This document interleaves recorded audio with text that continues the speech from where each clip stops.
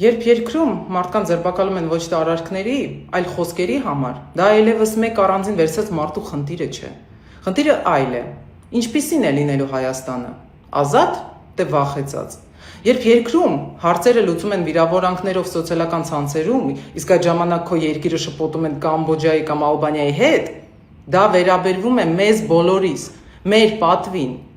Արդեն 121 օր է, ինչ իմ ընտանիքը կանգնած է ոչ միայն հարազատ մարդու կողքին,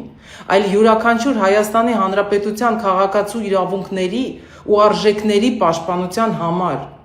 Իմ հայրը կալանքի տակ է այն խոսքերի համար, որ կանգնած է եկեղեցու կողքին։ Մենք բոլորս կանգնած ենք և շարունակելու ենք կանգնել եկեղեցու կողքին ու պաշտպանել մեր արժեքները։ Հայրս մեզ միշտ հիշեցնում է, եթե քարը մոռանա թե որ լեռից է պոկվել,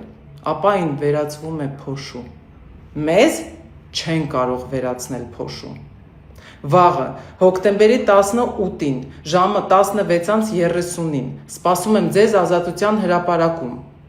Ոչ թե ինչ-որ մեկի համար, այլ ձեզ համար, Հայաստանի համար։